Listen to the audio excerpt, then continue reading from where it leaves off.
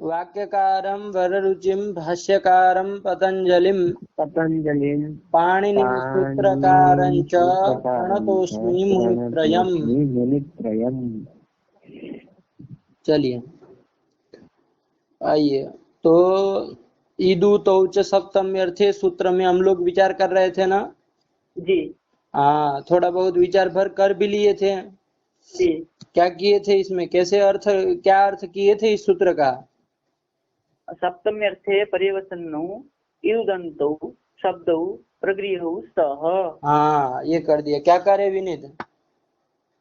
सप्तम्यर्थे पर्यवसन्नौ इदुतौ शब्दौ व इदुदन्तौ शब्दौ प्रगृह्यौ स्तः। हाँ, ये कर दिया, ठीक है ना।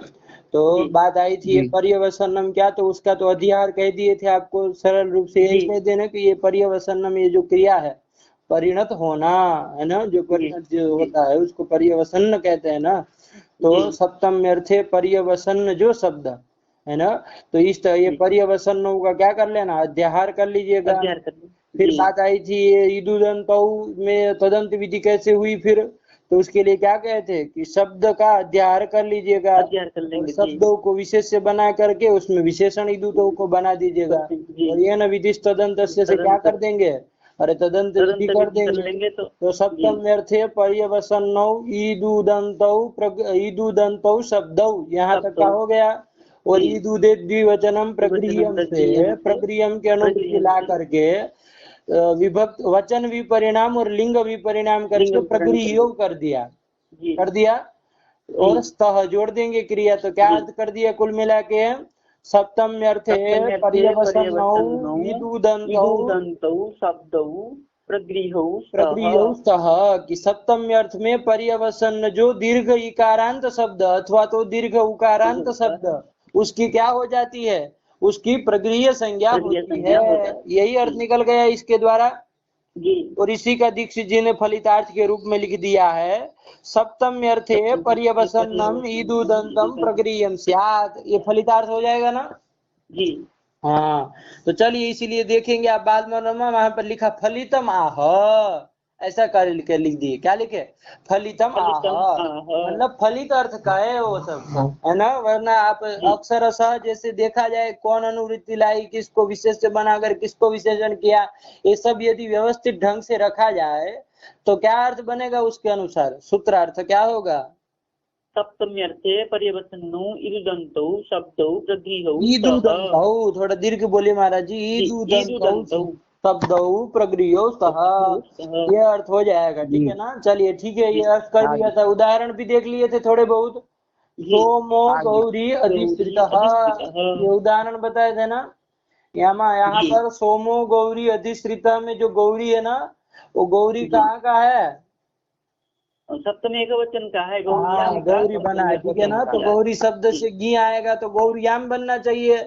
गौरी कैसे बना है, तो यहाँ पर क्या कर दिया है, गौरी शब्दोत्तर जो गी विभक्ति आई थी उसका सुपाम सुलुक पूर्व सवर्णाच्छेया डाड्याया जालह, इस सूत्र से क्या कर दिया, लुक कर दिया, गी का लुक कर दिया। जब लुक कर दिया तो केवल गौरी बचेगा ना जी। लेकिन इसका अर्थ क्या होगा, इसका अर्थ गौरी में गौरयाम, यही अर्थ हो जाएगा ना इसका। क्योंकि यह शिष्यते स लुप्यमानार्था विधायी, जो शेष रहता है वो लुप्यमान के अर्थ का भी अभिधान कराता है। यही उस न्याय का अर्थ था ना। जो शिष्य थे, गौरी और गी ये दोनों थे, उसमें से गी का तो लुक कर दिए, कौन शेष बचा, गौरी। तो ये गौरी जो शेष बचा है वो लुप्यमान के अर्थ का भी बोध कराएगा। तो लुप्यमान कौन है, अरे जिसका लोप होता है उसको लुप्यमान कहा जाता है ना। तो किसका लोप हो रहा, घी का। तो लुप्यमान हो गया घी, उसका जो अधिकरण, उसका जो अर्थ है, क्या अर्थ है उस घी का, अधिकरण। अरे अधिकरण में सप्तमी होती है ना, तो अधिकरण ही अर्थ है ना उसका, गौरी में। तो मैं मतलब क्या अधिकरण ही आ रहा है ना। तो वही अधिकरण अर्थ हो गया।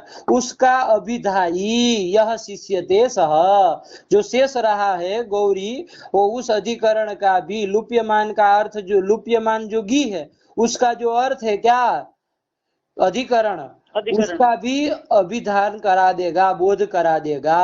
तो ये गौरी पद ही किसका बोध करा देगा, गौरी अधिकरण का, गौरी अधिकरण का बोध करा देगा।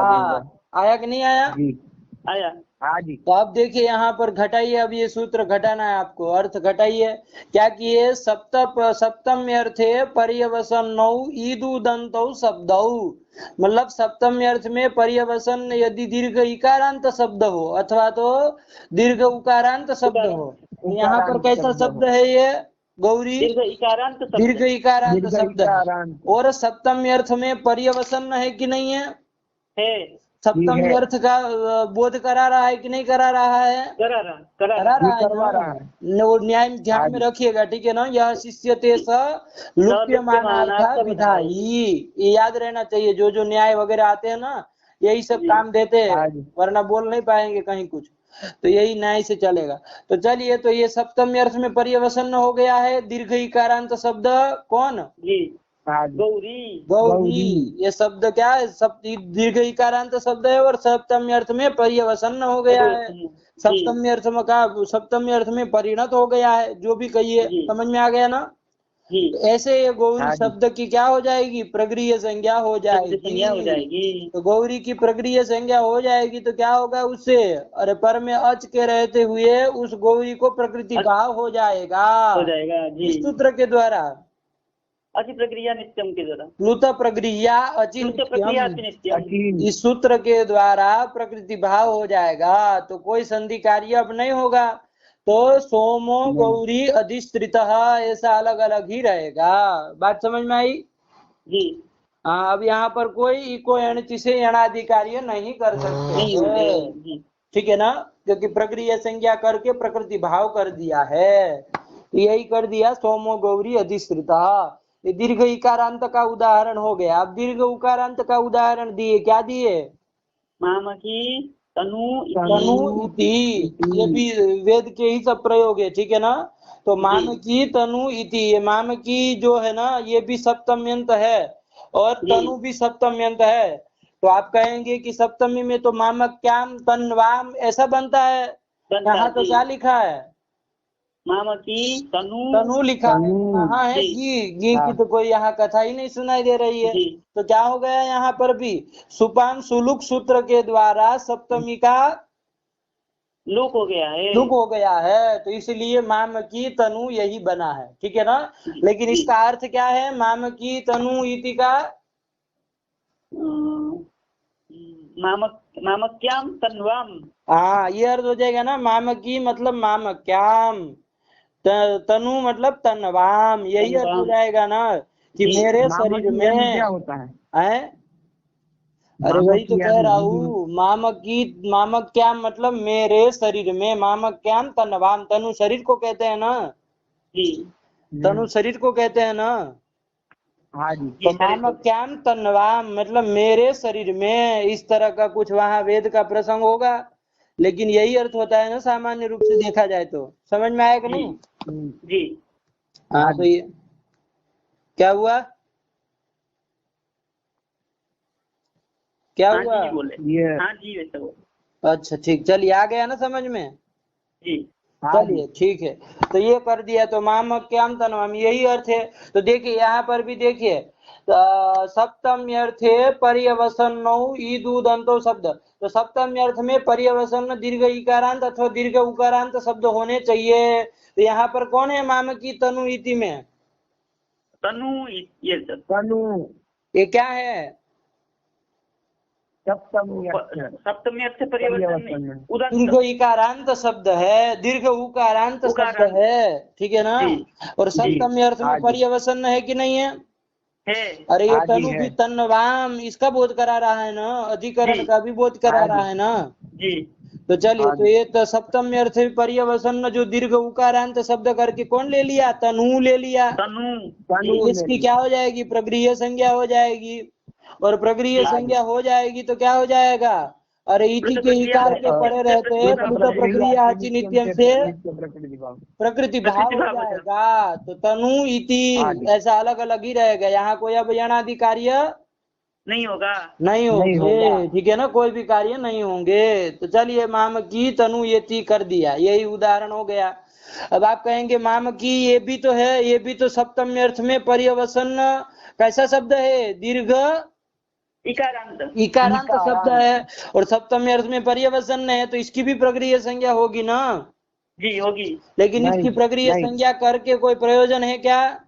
नहीं है, क्योंकि इसमें अति नहीं है, अर्थ पर में है नहीं, तो प्रकृति भाव वगैरह होना नहीं है। तो फिर या संज्ञा सा प्रयोजनवती भवेद फलवती भवेद, जो भी संज्ञा करते हैं तो उसका कोई प्रयोजन होता है, फल होता है। तो यहाँ पर यदि मामकी को हम सप्तमी अर्थ में पर्यवसन दीर्घ इकारांत शब्द मान करके यदि हम क्या करते, उसकी प्रक्रिया संज्ञा करते, तो उसका कोई फल नहीं है, प्रकृति भावादि रूप कोई फल नहीं मिलेगा। तो जब नहीं मिलेगा तो फिर संज्ञा भी नहीं करेंगे, कोई प्रयोजना भावादि, तो संज्ञा भी नहीं करेंगे। ठीक, तो तनु इति में ही कह दीजिए। ठीक, चलिए आ गया जी। तो दीर्घ इकारांत और दीर्घ उकारांत दोनों के उदाहरण ये हो गए, और लिख दिया सुपम सुलुक इति सप्तम्या लुक, दोनों जगह हमें समझ लेना। ठीक, चलिए अब यहाँ से हम लोगों को आगे चलना था, यहाँ से ग्रंथ छोड़ा थे तो हमने कल की ही बात थोड़ा विचार कर ली। अब यहाँ पर देखिए प्रश्न कर रहे हैं अर्थ ग्रहणम किम, ये प्रश्न है, ठीक है ना। लेकिन इसको समझिए पहले, यदि सब अर्थ ग्रहण यदि हम न करें तो सूत्र का स्वरूप क्या बनता? सप्तम्यो पर्यवसनो। हाँ, ये सप्तमी भी निकाल दीजिए महाराज जी, सप्तमी ही रखेंगे। क्या रखेंगे? केवल सीधा रखिए, ईदु तो सप्तमी, क्या कर दे तो सप्तमी पर्यवसनो, ये कुछ नहीं, पर्यवसनो अभी हमने कहा, वो तो अर्थ रखते हैं तब उसमें अर्थ में पर्यवसन ये सब आता है। लेकिन सप्तमी जब रखे तब कहा मैंने पर्यवसन की कोई बात नहीं। अभी केवल मैंने कहा अर्थ ग्रहण नहीं करेंगे तो सूत्र का स्वरूप क्या होगा ये बोलिए। सप्तमी, बस इतना ही कहिए, क्या बनेगा? सप्तमी, बस इतना ही सूत्र का स्वरूप रखिए आप, ईदु तो सप्तमी। जो प्रश्न कर रहा है कि अर्थ ग्रहण क्यों किया, उसके दिमाग में क्या भरा हुआ है उसको समझना पड़ेगा ना, तभी तो प्रश्न क्यों पूछा गया उसका हृदय समझना पड़ेगा ना। तो उसके पीछे का हृदय ये है कि अर्थ ग्रहण नहीं करेंगे तो आपका सूत्र का स्वरूप क्या बन जाएगा? सप्तमी, ये बन गया। अब इसका अर्थ विचार हमको करना है, ठीक है ना। अब इसका अब अर्थ तो रखे नहीं है, सप्तमी रखे है केवल। तो अब यहाँ पर हम लोगों को क्या करना है, इसका अर्थ विचार करना है। अब इसके अनुसार हम थोड़ा पहले अर्थ देख ले कि कैसे करेंगे इसका अर्थ, ठीक है ना, किया जाए। हाँ, तो अब उसके लिए देखिए कैसे अर्थ करें। अब देखिए पर्यवसनम का अध्ययन नहीं न कर पाएंगे, और वो तो अर्थ कोई होता तब तो हम कहते कि पर्यवसनम ये सब करते, ठीक है ना, कि इस अर्थ में परिणत हो गया हो, ये सब कहे। सप्तमी है तो उसमें कहाँ परिणत न परिणत होने की बात है, कोई है क्या? जी नहीं है। हाँ, चलिए, तो इसलिए वो पर्यवसनम में ये सब नहीं आएगा। तो कैसे अर्थ करेंगे, क्या अर्थ करेंगे, तो उसको समझिए। सूत्र का स्वरूप बोले पहले, क्या होगा? ईदु तो सप्तमी, ये आपका क्या बन गया है? सूत्र का स्वरूप बन गया। पद को निकाल दिया है, अर्थ पद को, अर्थ पद को निकाल दिया। देखिए अब इतना हो गया आपका, ईदु तो सप्तमी सूत्र बन गया। अब ध्यान दीजिएगा, यहाँ पर सप्तमी जो है ना उसको हम विशेष्य बना लेंगे। क्या बना लेंगे? विशेष्य बना लेंगे, और ईदूतों को विशेषण बना लेंगे। ईदूत जो सप्तमी इस तरह से बना लेंगे, ठीक है ना। तो सप्तमी विशेष्य हो जाएगा और ईदूत क्या हो जाएंगे? ईदूतो ये विशेषण हो जाएंगे, विशेषण हो जाएगा। अब यहाँ कोई शब्दों की अध्ययन वो कुछ नहीं करना है, ठीक है ना महाराज जी, ध्यान रखिए। वो सिद्धांतिभूत अर्थ में आपको जो बताया, कल बताया, आज भी शुरुआत में बताया, उसको आप अलग रख दीजिए अभी थोड़ी देर के लिए।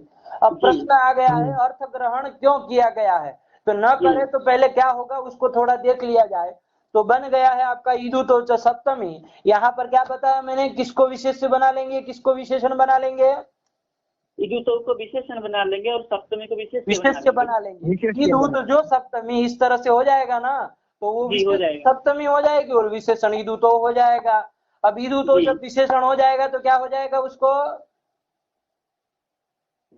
तदंत विधि हो जाएगी। तदंत विधि हो जाएगी। किसके जी। द्वारा? ये न विधि ये न तदंत- विधि येन विधि तदंतस्य। तो पूरा बोला करिए कि विशेषणम तदंतस्य संज्ञा स्यात् इत्येतदर्थक जो येन विधि तदंतस्य सूत्र है, उस जी। सूत्र के द्वारा यहाँ पर तदंत विधि हो जाएगी। तो अब क्या अर्थ हो जाएगा कि ईदुदंत इदंत उदंत जो सप्तमी, इतना निकला ना? जी। अरे हाँ जी। ईदुद अलग अलग कर दीजिए दोनों में। इदंत उदंत जो सप्तमी ऐसे निकल जाएगा ना, अथवा साथ में जी, रखना निकल। हो तो जी। ईद उदंत जो सप्तमी ऐसे निकलेगा ना? जी, निकल जाएगा। हाँ जी। ये निकल गया। ईद उदंत जो सप्तमी, इतना अर्थ आ गया। अब जी। देखिए ये सप्तमी जो है वो सप्तमी से क्या समझा जाता है, मुझे जरा बताए। सप्तमी मतलब आप सप्तमी किसको कहते हैं? अधिकरण। अधिकरण सप्तमी। ये अरे वो अधिकरण ये नहीं कह जी। रहा। सप्तमी मतलब क्या समझते हैं आप? उसमें ठीक महाराज जी ठीक बोल रहे थे। जी। कौन केवल गी ही समझते हैं क्या सप्तमी करके? सप्तमी की हाँ। कौन कौन सप्तमी वाला होता है? अच्छा, जी ओ शुभ। हाँ 3 ठो होते हैं ना, गी ओ जी। सुप। जैसे प्रथमा किसको कहते हैं? तो सु ओ जस को प्रथमा तो जस, कहते हैं ना। जी। आप लोग जी। बोलते तो लघु सिद्धांत पढ़ते हैं तो सु ओ जस इति प्रथमा, जी। अम औ सस इति द्वितीया। इति सप्तमी कहाँ बोलते हैं? जी ओ शुभ इति सप्तमी। औस नहीं है महाराज जी, थोड़ा सही से बोला करिए जी ना। ओ शुभ इति सप्तमी। हाँ इसी को सप्तमी कहते हैं ना, घी और जी। सुप। तो घी और सुप ये क्या है आपका? सप्तमी है। तो सप्तमी। ये जो सप्तमी जो पद आया है आपका सूत्र में, वो किसका जी। बोध करा रहा है? घी और सुप का ही बोध कराएगा ना। जी। जैसे कहीं प्रथमा हो तो प्रथमा लिखा हो तो उससे क्या आप समझते? सु और जस को समझते हैं तो ना। जस का। जी। उसी तरह सप्तमी यदि यहाँ लिखा है तो उससे क्या समझा जाएगा? जी ओ शुभ का ही समझा घी जाएगा। और सुप ही समझे जाएंगे। और घी और सुप क्या है? प्रत्यय है कि नहीं है? प्रत्यय है। तो प्रत्यय बोधक पद कौन हो गया? प्रत्यय का बोध कराने वाला पद कौन हो गया सूत्र में? सप्तमी। सप्तमी ये पद हो गया ना। इस सप्तमी के जी। द्वारा घी और सुप इन प्रत्ययों को जाना जाता है। तो जी। प्रत्ययों का बोधक घी और सुप इन प्रत्ययों का बोधक पद कौन हो गया? सप्तमी ये पद हो गया कि सप्तमी नहीं हो हो गया? गया। हो तो गया। प्रत्यय ग्रहणे तदंताः ग्राह्याः, एक आपको बताया था जी। परिभाषा की तरह है। वस्तु तो ये स्वरूप नहीं, लेकिन शुरुआत के लिए चलता है। क्या है? प्रत्यय ग्रहणे तदंता ग्राह्याः, कि जहाँ प्रत्यय ग्रहण होता है, जहाँ पर प्रत्यय मात्र बोधक पद होता है ना, प्रत्यय का बोधक पद होता है, वहां पर वो क्या कराता है? तदंत का ग्रहण कराता है, तदंत का बोध कराता है। बात समझ में आई? जी। तो यहाँ प्रत्यय का बोधक पद कौन हो गया? सप्तमी। वो क्या कराएगा? तदंत का बोध कराएगा। तो सप्तमी से क्या समझा जाएगा? अब सप्तम्यंतम सप्तम्यंतम। समझा जाएगा ना। जी। कौन परिभाषा लगाए? कौन नियम लगाए? तदंता ग्राह्याः। प्रत्यय ग्रहण जहां पर होता हो, मतलब प्रत्यय का बोधक पद जहां पर हो, जिस सूत्र में हो, वहां पर उससे क्या? तदंत का बोध होता है। तो प्रत्यय बोधक पद कौन हो गया? ईदुतो जो सप्तमी इस सूत्र में। सप्तमी सप्तमी ये हो गया, ये प्रत्यय मात्र बोधक पद हो गया ना। तो ये क्या कराएगा? तदंत का बोध कराएगा, सप्तम्यंत का बोध कराएगा। बात समझ में आई? जी। तो देखिए तदंत विधि यहाँ पर भी कर दी है, लेकिन दोनों को करने वाले अलग है, ध्यान दीजिएगा। ईदुतो सप्तमी आपका सूत्र का स्वरूप रहा, अर्थ ग्रहण नहीं करेंगे तब। और क्या कर दिया? ईदुतो को विशेषण बना करके उसको येन विधि तदंत से तदंत विधि कर दी। तो क्या बन गया? ईदुदंतम ये बन गया। और सप्तमी में क्या कर दिया? इसको भी तदंत विधि कर दी ना, इसके द्वारा। प्रत्यय ग्रहणे तदंता ग्राह्याः। इसको किसी में विशेषण बना करके नहीं न कर रहे हैं, इसके द्वारा किया गया। ठीक है ना। प्रत्यय मात्र बोधक पद होने के कारण इसको तदंत विधि हो गई है परिभाषा के द्वारा। तो यहाँ पर सप्तमी मतलब क्या समझा जाएगा? अरे तदंत विधि हो गई तो सप्तमी मतलब क्या? सप्तम्यंत। सप्तम्यंतम ये हो गया ना। तो अब क्या निकल गया? ईदुदंतम सप्तम्यंतम, ये हो गया कि नहीं हो गया? जी। क्या बन गया? अरे ईदुतो में भी तदंत विधि, सप्तम में भी तदंत विधि, तो क्या बन गया? इदुदंतम सप्तम्यंतम। और ईदुदित द्विवचनम प्रक्रियम से प्रक्रियम को ले आइए तो क्या अर्थ हो जाएगा? इदुदंतम सप्तम्यंतम प्रक्रियम स्यात्, यही अर्थ हो गया ना। तो ये सूत्र का अर्थ निकलेगा कब? जब वो अर्थ ग्रहण नहीं करेंगे।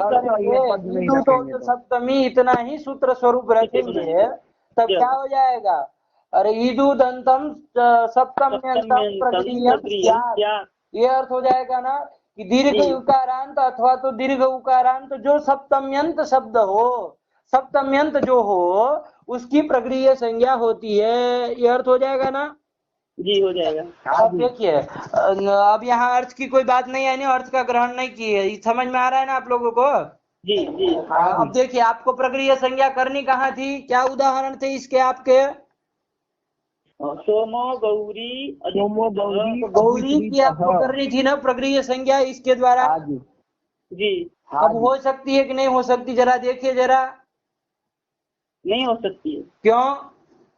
क्योंकि वो सप्तम्यंत कह रहा है और यहाँ सप्तम्यंत है ही नहीं। ईदंत तो है लेकिन आप कह रहे हैं कि सप्तम्यंत नहीं, ऐसा कह रहे हैं ना। लेकिन महाराज जी ध्यान दीजिए, यहाँ पर प्रत्यय लोपे प्रत्यय लक्षणम से वो क्या कर देंगे? अरे उसका प्रत्यय लक्षण भाव कर देंगे तो वहां गी माना जाएगा। जी। प्रत्यय लक्षण प्रत्यय लोपे प्रत्यय लक्षणम के द्वारा, तो जब माना जाएगा तो सप्तम्यंत गौरी हो गया कि नहीं हो गया? हो जाएगा। हो गया, ठीक है ना। वो प्रत्यय लक्षण करके ध्यान दीजिएगा, उसका लुक हुआ है ना, मतलब लोप हुआ है उसका, तो वो प्रत्यय लोपे प्रत्यय लक्षणम, मतलब प्रत्यय के लोप हो जाने पर तन निमित्तक कार्य सब होते हैं, ऐसा वो सूत्र कहता है। तो प्रत्यय को मान के ये प्रत्यय के लुप्त वो क्या कहता है? वो लुक्स लुप करने वाला अलग, संज्ञा करने वाला अलग सूत्र है, अभी उसका प्रसंग नहीं है, ठीक है ना। अभी उसका प्रसंग नहीं, बीच में फालतू मत उसको घुसे रहो, कोई अभी उसकी जरूरत नहीं है, बात घूम जाएगी दूसरी ओर चली जाएगी। अभी जो कह रहा है उसको पकड़ो पहले। तो प्रत्यय लोपे प्रत्यय लक्षणम के द्वारा क्या हो जाएगा यहाँ पर? प्रत्यय लक्षण बद भाव हो जाएगा जी, है ना, प्रत्यय लक्षण भाव हो जाएगा। तो इससे क्या हो जाएगा यहाँ पर? प्रत्यय को मान करके आप जो सप्तम्यंत कहते हैं ना, वो सप्तम्यंत ये गौरी कहलाएगा कि नहीं कहलाएगा? कहलाएगा। और दीर्घ इकारांत हो गया कि नहीं हो गए? ये तो है ही दीर्घ इकारांत। तो दीर्घ इकारांत जो सप्तम्यंत, ऐसा करके कौन ले लिया आपने? गौरी। इसकी प्रक्रिया संज्ञा हो जाएगी। तो हो गई कि नहीं हो गई प्रक्रिया संज्ञा? हो गई। मामक की तनु इति में आइए, ये तनु जो है यहाँ पर भी प्रत्यय लोपे प्रत्यय लक्षणम करके सप्तम्यंत है कि नहीं है? सप्तम्यंत है। और कैसा सप्तम्यंत है? उदंत, दीर्घ उकारांत जी, उदंत आपका सप्तम्यंत हो गया, तनु हो गया कि नहीं हो गया? तो इसकी प्रक्रिया संज्ञा हो जाएगी। हो गई कि नहीं हो गए?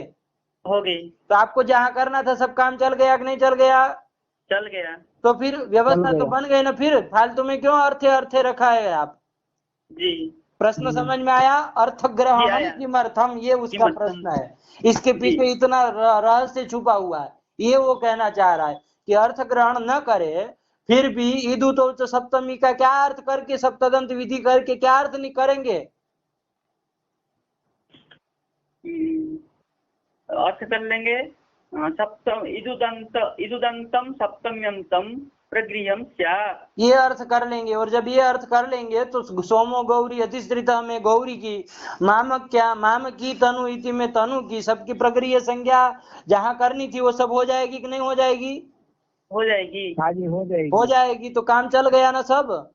चल गया। तो फालतू में अर्थ ग्रहण क्यों किए है, ये प्रश्न है। आया कि नहीं आया? अर्थ ग्रहणम किम, ये प्रश्न है। ठीक, अब उत्तर देना होगा कि नहीं देना होगा? देना होगा।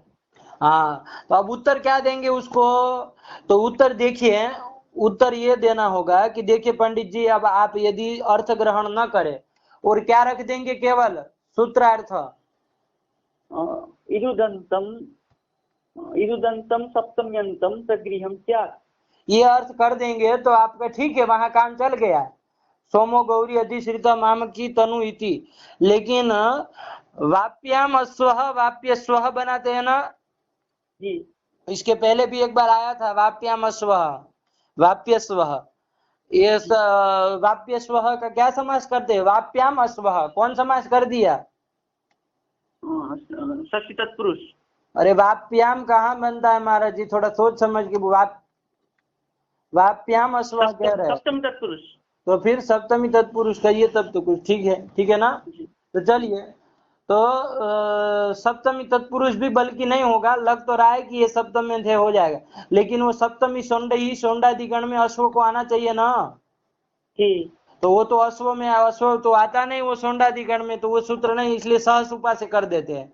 ठीक है ना। वाप्याम अश्व वाप्य स्व समर्थम सुबंतम समर्थेन सुबंतेन सह समस्यते, ऐसा कुछ का अर्थ है, सहसुपा का अर्थ है ना। तो वाप्याम ये सुबंत का अश्व इस सुबंत के साथ समास कर देते हैं।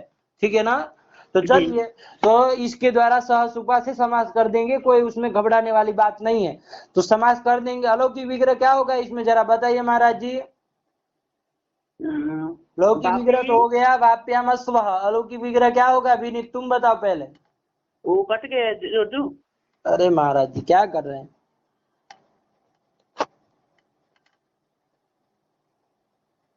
जोड़िए आगे। तो वाप्याम अस्व कब से कटा था? अभी अभी कट गया। उत्तर क्या देंगे? हाँ जी, और ये उत्तर क्या देंगे वहां से? हाँ अर्थ ग्रहण का प्रश्न हो गया, क्यों अर्थ ग्रहण किया। ठीक, उसके बाद बात ये चली कि देखिए यदि आप इतना अर्थ करेंगे ईदुदंतम सप्तम्यंतम प्रगृह्यम भवति, ये अर्थ करेंगे, अर्थ ग्रहण नहीं करेंगे तो आपत्ति आएगी। कहाँ आपत्ति आएगी? तो उसके लिए स्थल बताया वाप्य स्वः। क्या स्थल बताया? वाप्य स्वः। वाप्य स्वः क्या है इसका, कौन समास करेंगे इसमें? वाप्याम अश्वः वाप्य स्वः, ये कर देंगे। क्या करेंगे? वाप्याम अश्वः वाप्याम अश्वः वाप्य। कौन समास है ये? षष्ठी तत्पुरुष। हाँ जी, षष्ठी तत्पुरुष। अरे गधो षष्ठी कहाँ होती है, तो कुछ देखो तो सही, वाप्यम कहाँ बनता है? सप्तमी में। तो फिर क्या ये मूर्ख की तरह बातें कर रहे हो, षष्ठी तो बिल्कुल नहीं होता है। तो वाप्याम अश्वः वाप्य स्वः कौन समास करेंगे? अरे कौन समास किया बोलो ना। नहीं पता है। अरे पागल, सप्तमी अभी बोल तो दिए तुम, तो नहीं समझ में आ रहा तुमको? हाँ बोलो। सप्तमी समास। सप्तमी तत्पुरुष समास बोलो, षष्ठी तत्पुरुष बोलना आता है, सप्तमी तत्पुरुष नहीं आता है क्या? हाँ सप्तमी तत्पुरुष। लघु सिद्धांत में समास समास नहीं पढ़े हो क्या तुम? नहीं अभी नहीं आया है। अरे कौन कक्षा में हो? 12वीं में। 12वीं में हो, लघु सिद्धांत का वो समास नहीं आया अभी तुमको?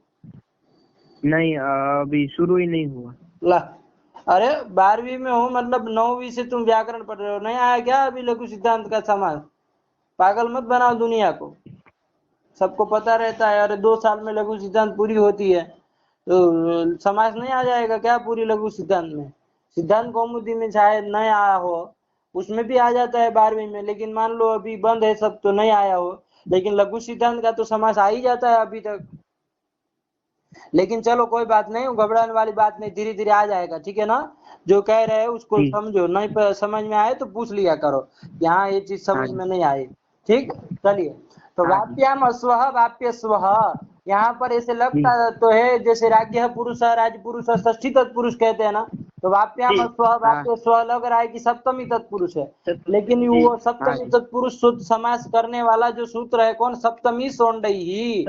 वो क्या कहता है कि सप्तम्यंतम सोंडादि गण पठित शब्देन सह समस्यते, है ना, कि सप्तम्यंत सुबंत का क्या होता है? समास होता है। किसके साथ होता है? तो सोंडादि गण पठित शब्दों के साथ होता है। तो यहाँ वाप्याम है ना, सप्तम्यंत है, ठीक है, लेकिन उसका समास किसके साथ? सोंडादि गण में जो शब्द आए उसी के साथ होता है ना जी। तो यहाँ तो हम अश्व शब्द के साथ कर रहे हैं। अश्व शब्द सोंडादि गण में आया है क्या? नहीं आया। नहीं आया है, ठीक है ना। देख के बोलिएगा, आप ही तो ऐसे ही बोल रहे हैं मेरे भरोसे, लेकिन वो नहीं आया है, एक बार देख लीजिएगा गण, तो वो आया नहीं है, तो आप कैसे फिर उस सूत्र के द्वारा समास कर सकते? कर सकेंगे क्या? नहीं करते। नहीं कर सकेंगे। इसलिए कौन एक सामान्य सूत्र है सहसुपा, केवल समास जिसको हम कह देते हैं, तो सहसुपा सूत्र है। वो क्या कहता है, सुबंध का सुबंध के साथ समास होता है। सरल रूप से ये जानिए, है ना, जी। सुबंध का सुबंध के साथ समास होता है। तो वाप्याम सुबंध हो गया कि नहीं हो गया? हो गया। अश्वः सुबंध है कि नहीं है? है। हाँ तो जी ये है। दोनों सुबंतों का परस्पर में समास, ये दोनों का समास संज्ञा हो जाएगी, ठीक है ना। सुबंत का जी। सुबंत के साथ समास होता है करके समास हो जाएगा ना इसके द्वारा। हो जाएगा। हाँ जी। चलिए, तो यहाँ पर ध्यान दीजिए, अब प्रक्रिया थोड़ी देखिए। वाप्याम अश्वः, ये तो लौकिक विग्रह हो गया। अलौकिक विग्रह बोलना हो तो क्या बोलोगे यहाँ पर विनीत? वापी घी अश्व हाँ ठीक बोल रहे हो, अश्व बोलो। सु। अश्वसु, हाँ, ठीक बोला ना महाराज जी? हाँ जी ठीक हाँ जी। बोले। ठीक बोले। वापी घी अश्वसु, देखो कह रहा है कि समास नहीं आता है और सब अलौकिक विग्रह बोल रहा है। अलौकिक विग्रह आ गया मतलब समास आ गया, उसमें कुछ है नहीं, अलौकिक विग्रह ही करना आना चाहिए। चलिए, तो आ गया, कोई दिक्कत नहीं। तो वापी घी अश्वसु ये कर दिया अलौकिक विग्रह, इसका क्या हो जाएगा, सहसुपासी समास हो जाएगा ना। जी हो जाएगा। वापी घी एक सुबंत हो गया, अश्वसु एक दूसरा सुबंत हो गया। सुबंत का सुबंत के साथ समास होता है, ठीक है ना। तो चलिए, तो जी। समास हो जाएगा तो हो गया। अब समास हो जाएगा तो कृत तद्धित समास शास्त्र से क्या हो जाएगी, इसकी पूरे समुदाय की प्रातिपदिक संज्ञा हो जाएगी। प्रातिपदिक संज्ञा हो जाएगी। हो जी। जाएगी तो क्या हो जाएगा, सुपो धातु प्रातिपदिकयोः के द्वारा क्या हो जाएगा, इनमें बीच में जो सुप है उस सबका लुक हो जाएगा ना।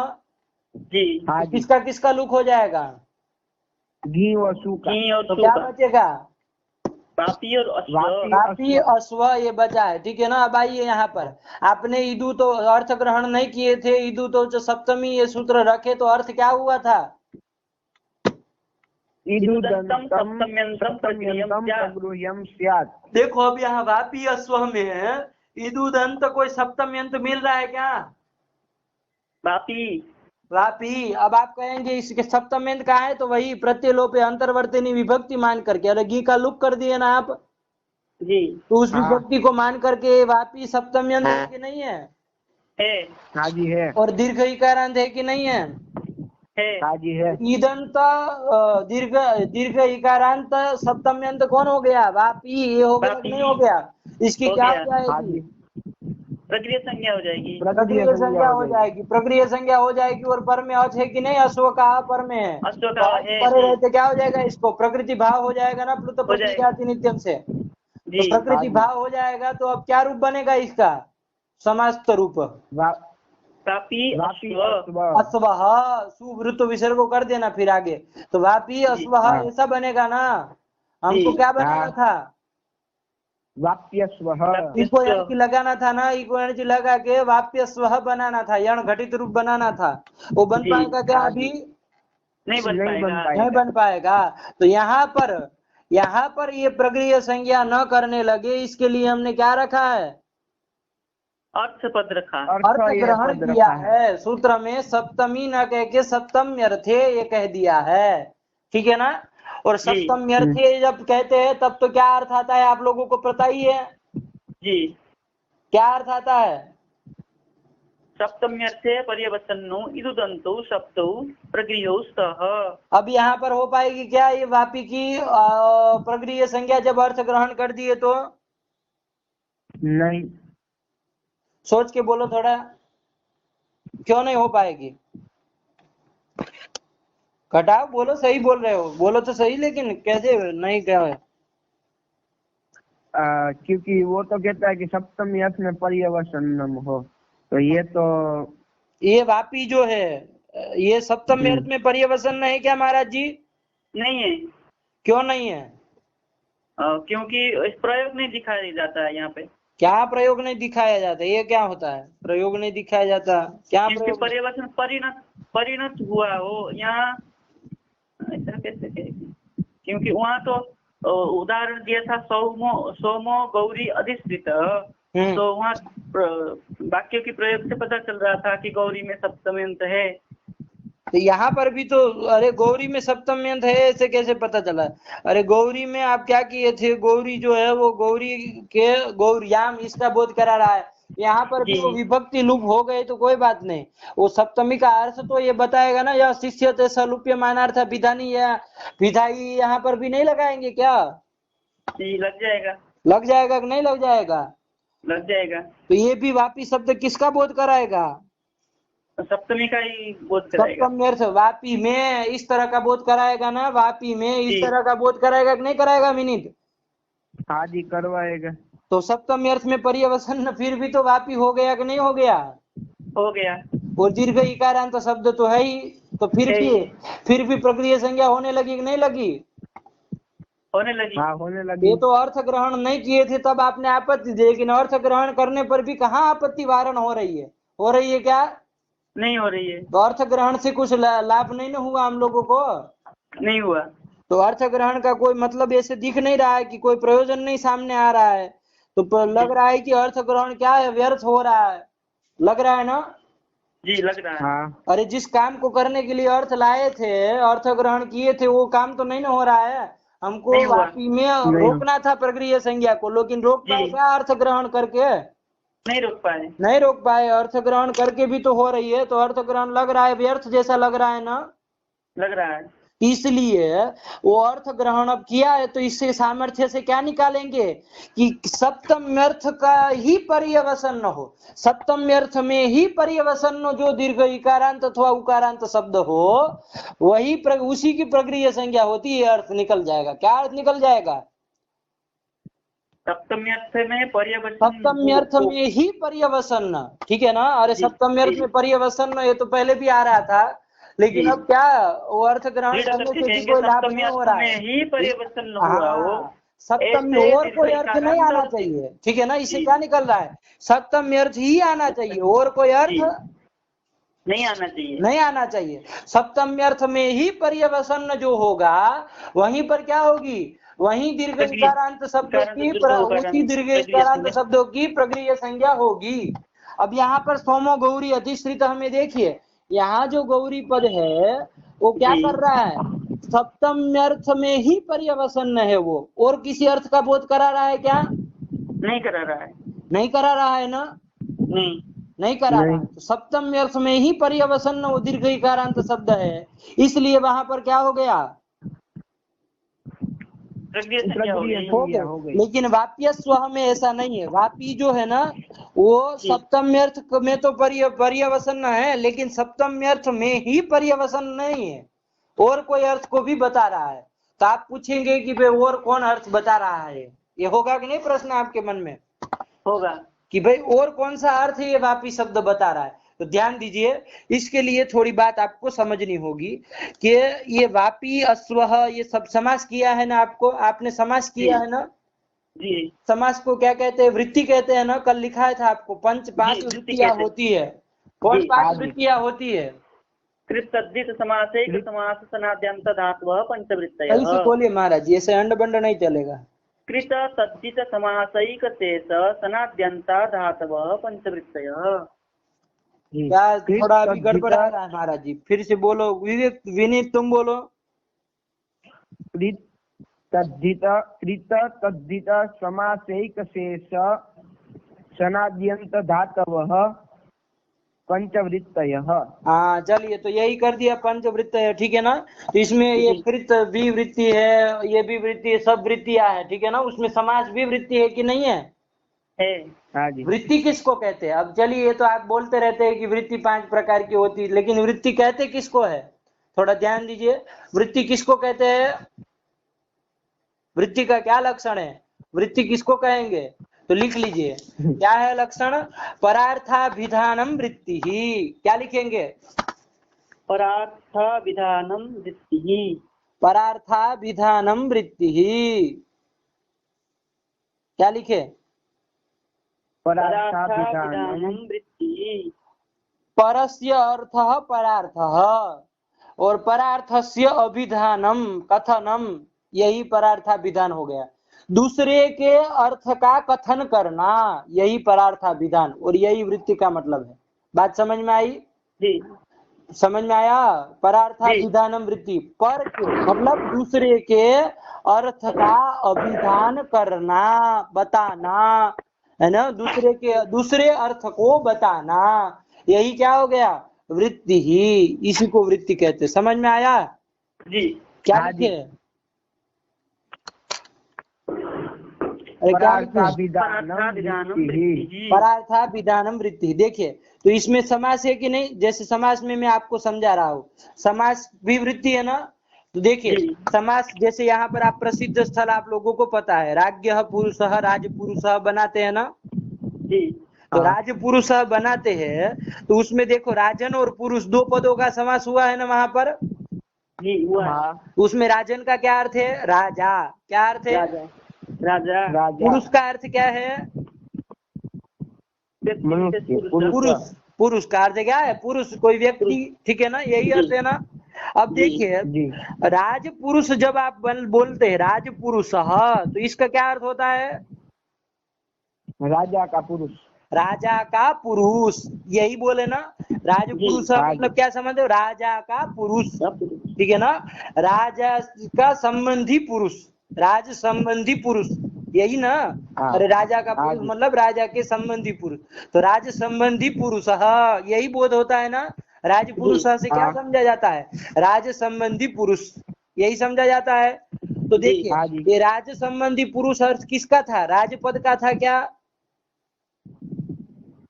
नहीं, उसका तो केवल राजा अर्थ था ना, राज संबंधी पुरुष थोड़ी था। पुरुष पद का अर्थ है क्या ये राज संबंधी पुरुष है पूरा? नहीं, उसका भी नहीं है। तो ये ना तो राज का अर्थ ना पुरुष का अर्थ, तो ये राज पुरुष दोनों पद मिल करके समस्त होकर के एक दूसरे अर्थ का बोध करा रहे कि नहीं करा रहे हैं? पर मतलब दूसरे अर्थ का कथन कर रहे हैं ना, अभिधान कर रहे हैं कि नहीं कर रहे हैं? कर रहे। ये समास है ना, समस्त रूप है राजपुरुष, तो यही तो वृत्ति है, परार्थाभिधानम वृत्ति ही, दूसरे अर्थ का जो अभिधान करता है। बात समझ में आई कि नहीं आई? जी आई। तो यही है आपका, ठीक है ना, समझ में आया ना वृत्ति? तो अभी मैंने आपको केवल समास में बताया, अभी प्रसंगानुसार जब आएगा तो कृत तद्धित में भी इसी तरह से विचार करेंगे, लेकिन समास में समझ में आया ये समास की स्थिति होती है। तो देखिए अब यहाँ पर आइए प्रकृत स्थल में, वाप्याम अस्वः वाप्य स्वः आपने कहा है, तो यहाँ पर वापी का अर्थ तो कुआ जैसा जो होता है एक पदार्थ विशेष, उसका बोध होता है ना। और अश्व का तो आप घोड़ा समझते ही है, अश्व से, लेकिन वाप्य स्व से क्या समझा जाता है? समस्त पूरे से। वापी में जो अश्व, वापी में जो अश्व ऐसा समझा जाता है ना। वापी अधिकरण में जो अश्व, ऐसा पूरा अर्थ समझा जाता है ना जी। तो ये वापी और अश्व शब्द मिलके क्या करा रहे? परार्थ का अभिधान कर रहे कि नहीं कर रहे? कर रहे जी, बिल्कुल ठीक है। तो यहाँ पर भी देखो ये वापी पद जो है ना, वो अपने वापी अर्थ का, कुएं का अर्थ बोध कराते हुए वो एक पर अर्थ का भी अभिधान साथ में कर रहा है कि नहीं कर रहा है? कर रहा है। पुरुष ये अश्व पद भी अपना जो घोड़ा अर्थ है उसका बोध कराते हुए पर अर्थ का अभिधान करा रहे कि नहीं करा रहे? अरे दोनों पद दूसरे एक अर्थ का बोध करा रहे हैं ना, करा रहे हैं ना। तो यहाँ पर देखिए ये वापी जो है वो सप्तम अर्थ में पर्यवसन तो है, सप्तम अर्थ में परिणत तो हुआ, लेकिन सप्तम अर्थ में ही परिणत है क्या? नहीं। और दूसरे किसी अर्थ का भी वो बोध करा रहा है कि नहीं करा रहा है? कि वापी में अश्व इस तरह का एक विलक्षण बोध करा रहा है कि नहीं करा रहा है? करा रहा है। करा रहा है। तो सप्तम अर्थ में ही पर्यवसन नहीं न हुआ आपका ये वापी? नहीं हुआ। नहीं हुआ। और हमारे यहाँ अर्थ ग्रहण के सामर्थ्य से क्या अर्थ लुप्त हुआ है? सूत्र का अर्थ क्या लब्ध हुआ है? जो सप्तम अर्थ में ही पर्यवसन न हो ऐसा जो इकारांत अथवा तो उकारांत शब्द उसकी प्रक्रिया संज्ञा होती है, ये अर्थ की है नाम। जी। तो देखिए प्रकृति में यहाँ पर वापी शब्द जो है वो दीर्घ इकारांत शब्द है, लेकिन सप्तम अर्थ में ही पर्यवसन है क्या वो? नहीं, अन्य अर्थ में भी पर्यवसन है। इसमें वृत्ति का जो अर्थ है वो भी इसमें घुस गया है कि नहीं घुस गया है? घुस गया है ना। अर्थांतर भी इसमें आ गया है कि नहीं आ गया? दूसरा कोई अर्थ का भी अभिधान करा रहा है ना, करा रहा है। इसलिए यहाँ पर ये वापी शब्द सप्तम अर्थ में ही पर्यवसन न होने के कारण इसकी प्रक्रिया संज्ञा नहीं होगी। बात समझ में आई जी? गौरी में क्या था? वहां गौरी में कोई समास फमास नहीं था, गौरी अलग पद था। जी तो वो सप्तम अर्थ में ही पर्यवसन होने के कारण और दीर्घ इकारांत होने के कारण उसकी प्रक्रिया संज्ञा हो गई थी। लेकिन वाप्याम स्व वाप्य स्व में जो वापी आता है उसकी होगी क्या प्रक्रिया संज्ञा? नहीं होगी। नहीं होगी। तो प्रकृति भाव भी नहीं होगा ना? नहीं होगा। नहीं होगा। नहीं तो यहाँ होगा। पर संधि कार्य हो जाएगा तो क्या रूप हो बन जाएगा? यण कार्य हो जाएगा तो वाप्य स्व। ये बन वाप्य जाएगा। स्व। बात समझ में आई कि नहीं आई? जी आए। हाँ जी, तो उसी बिल्कुल। के लिए लिख रहे हैं। अब पंक्ति पढ़िए मूल की, क्या लिख रहे हैं?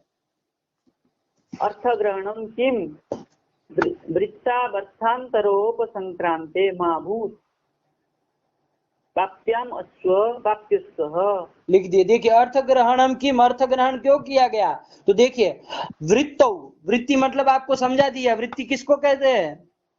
परार्थाभिधानम वृत्ति। हाँ, इसी को ना, जैसे समास है, कृत्य है, तद्धित, ये सब वृत्तियां है, सब परार्थ का अभिधान कराते हैं, दूसरे अर्थ का अभिधान कराते, इसलिए सब वृत्ति है। बात समझ में आई ना?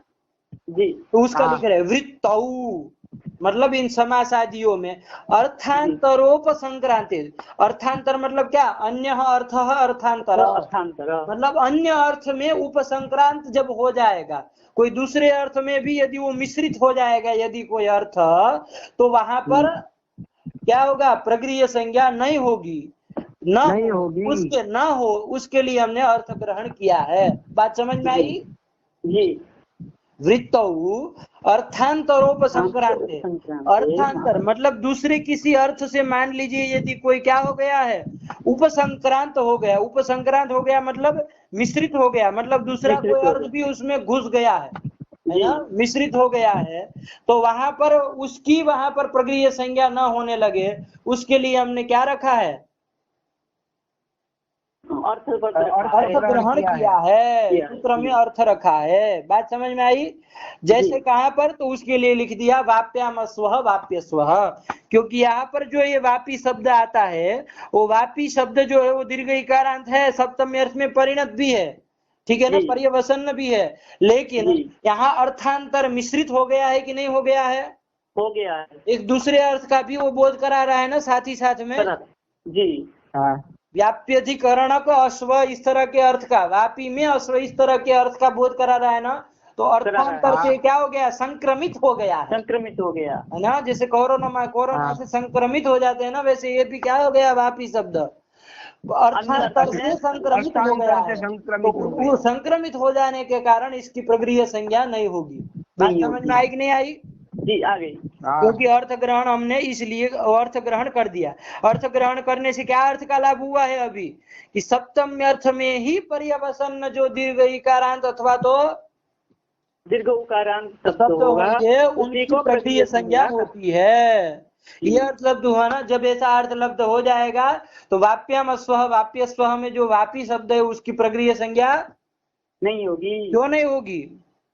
अर्थांतर बोधात, क्योंकि वो सप्तम्य अर्थ में ही परिणत नहीं हुआ है, पर्यवसन नहीं हुआ है, अर्थांतर से भी संक्रमित हो गया है, उपसंक्रांत हो गया, इसलिए उसकी नहीं होगी। बात समझ में आई महाराज जी? जी आ गई। थोड़ा टेढ़ा मेढ़ा ग्रंथ है, लेकिन पाठ लगाएंगे तो आ जाएगा। यदि कोई फिर भी प्रश्न बना रहेगा तो आप कल पूछ लीजिएगा, ठीक है ना? हाँ भैया, ऐसा बोलो। कह सकते हैं कि भैया सिर्फ सप्तमी का अर्थ नहीं बता रहा है, लेकिन अश्व यानी कि प्रथमा का भी अर्थ बता रहा है। वो ओके, प्रथमा का अर्थ बता रहा है ऐसा मत कहो। वापी में अश्व ऐसे पूरे अर्थ को बता रहा है, हाँ ये बोलो, है ना। वापी में अश्व ऐसे एक विशिष्ट अर्थ को बता रहा है। वाप्यधिकरण का अश्व, उसको परिष्कृत भाषा में ऐसे बोला जाता है, वाप्यधिकरण का अश्व। वापी है अधिकरण जिस अश्व का, ऐसे अश्व को क्या कहेंगे? वाप्यधिकरण का अश्व। इस तरह का एक अर्थ बोध हो रहा है। तो ये अलग अर्थ हो गया ना, सप्तमी से अतिरिक्त एक अर्थ हो गया है, अर्थांतर हो गया।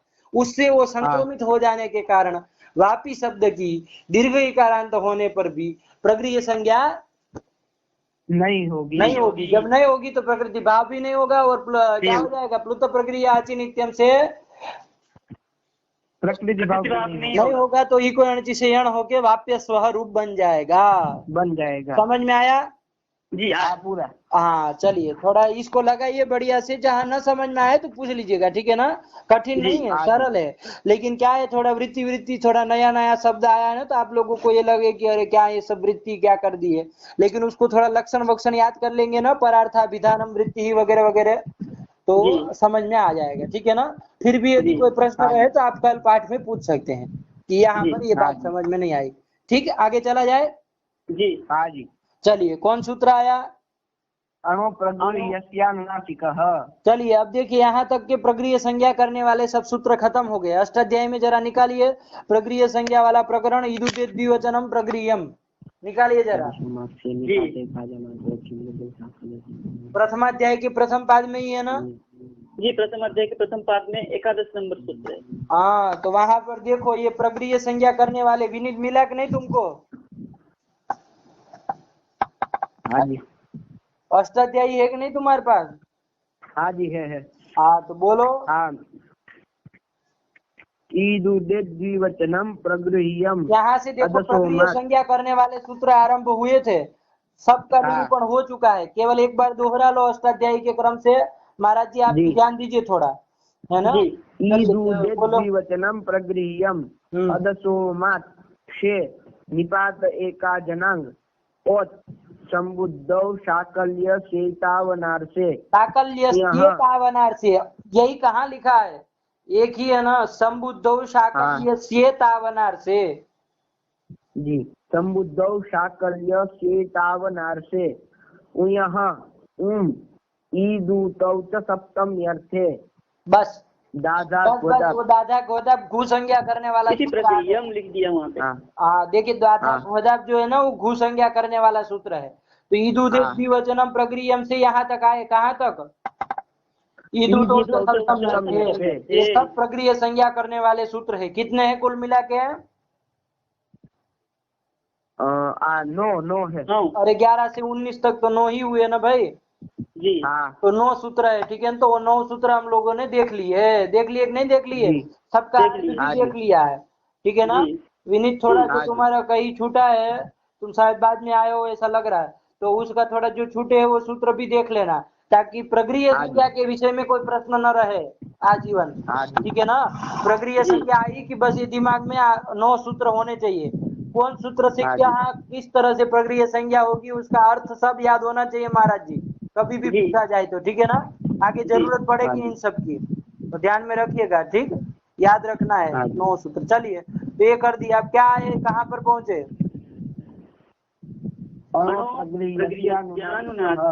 अणोप्रगृह्यस्यानुनासिकः, ये सूत्र आ गया, ठीक है ना। चलिए, अत्संधि का अंतिम सूत्र है ये। अब ये सूत्र जो है ये कोई प्रगृह्य संज्ञा करने वाला है नहीं, दूसरा कुछ कार्य करेगा। देखते हैं क्या करता है। कहाँ का है? अष्टाध्यायी में 8वें अध्याय का चतुर्थ पाद का 57 नंबर 57वां सूत्र है ना जी। चलिए, तो अणु प्रगृह्यस्यानुनासिकः, पहले देखिए इसमें कितने पद है? 3 पद है। कौन कौन?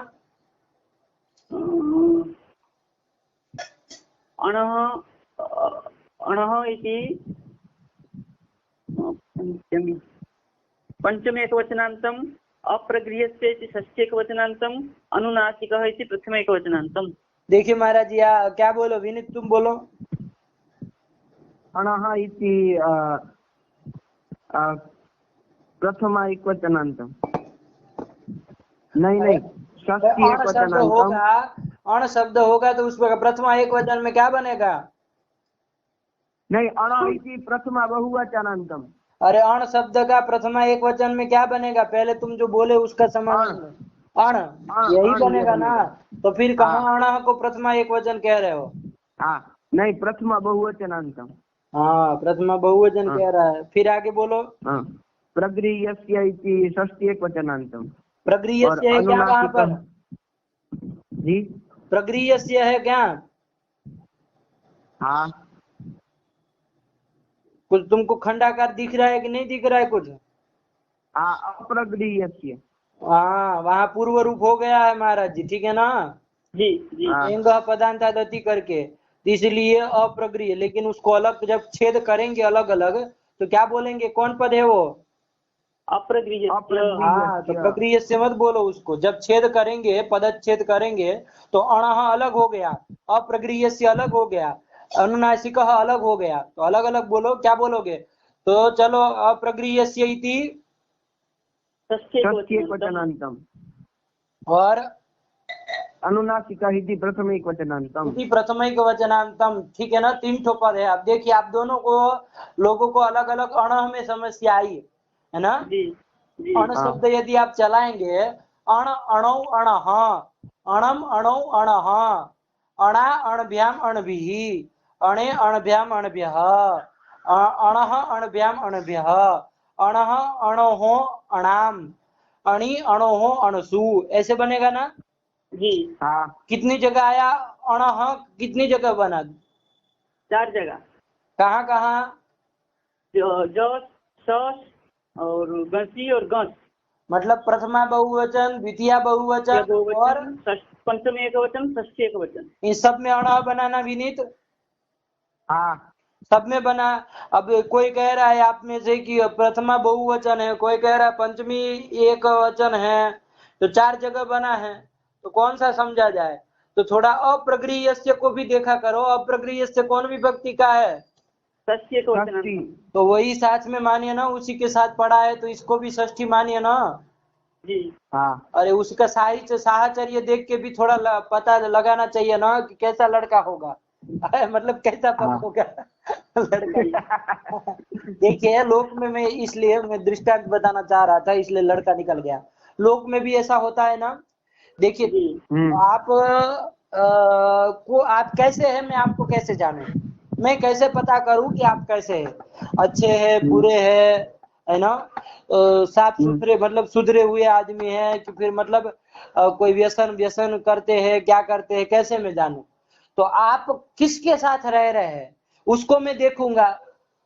यही देखूंगा ना कि आप किसके साथ है, तो उसके अनुसार मैं क्या कर लूंगा, अनुमान कर लूंगा कि हाँ भाई ये इसके जैसा होगा, क्योंकि इसी के साथ पूरे दिन रहता है। मान लीजिए कोई आदमी है ना, वो किसी जुगारी आदमी के साथ, कोई नशेड़ी आदमी के साथ प्रति पूरे दिन रहता है, तो अब उसके साथ रहता है तो हम इसको अनुमान कर लेते ना, अरे वो तो पूरे दिन हल्के अपने मित्रों के साथ रहता है, तो मतलब अंड बंड ही होगा, ठीक नहीं होगा, ऐसा कहते हैं कि नहीं कहते हैं?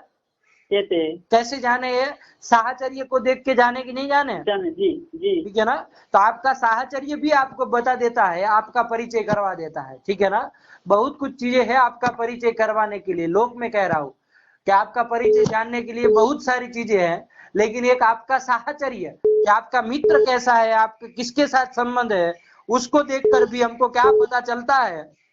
क्या पता चलता है कि आप मित्र जैसे है ऐसे। आप, हाँ ऐसा होगा, ऐसा हम अनुमान कर लेते हैं ना, समझ लेते हैं। तो उसी प्रकार यहाँ पर भी थोड़ा उसी तरह से यहाँ पर भी लगाइए ना।